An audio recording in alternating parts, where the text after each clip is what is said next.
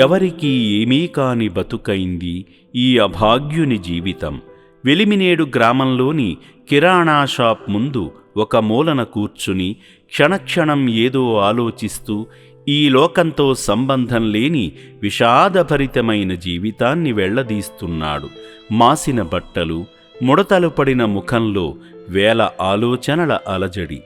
తన బతుకెందుకు ఇలా అయిందోనని ఆ వృద్ధుడు తీవ్రంగా ఆలోచిస్తున్నాడేమో.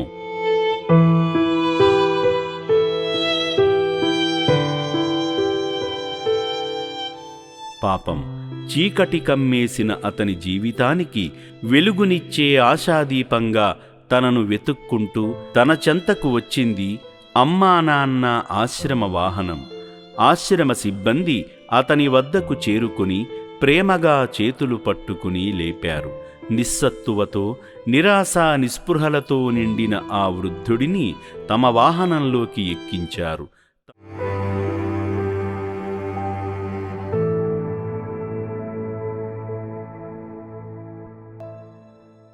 తమ సొంత మనిషిలా ఆదరిస్తూ యాదాద్రి భువనగిరి జిల్లాలోని చౌటుప్పల్లో ఉన్న అమ్మా నాన్న అనాథ ఆశ్రమానికి చేర్చారు. ఆశ్రమానికి చేరుకున్న వెంటనే ఆ వృద్ధుడిని నేరుగా సేవాశ్రమంలోని అభాగ్యుల వైద్యశాలకు తీసుకువెళ్లారు. ఆశ్రమ వైద్యులు అతని ఆరోగ్య పరిస్థితిని తెలుసుకోవడానికి బీపీ, షుగర్ వంటి ప్రాథమిక వైద్య పరీక్షలు చేశారు.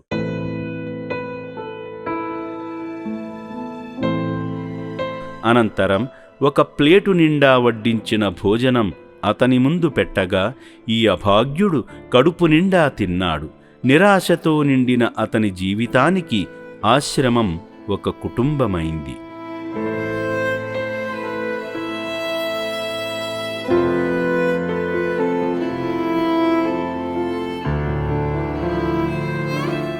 అమ్మా నాన్న అనాథాశ్రమం కేవలం అనాథులకు ఆశ్రయం ఇవ్వడమే కాదు, వారి జీవితాలలో వెలుగులు నింపుతోంది.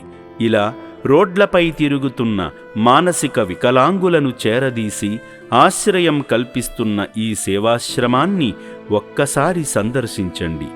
ఈ సేవా మార్గంలో మీరు భాగమై దిక్కులేని అనాథులను ఆదరించి మానవత్వాన్ని చాటండి.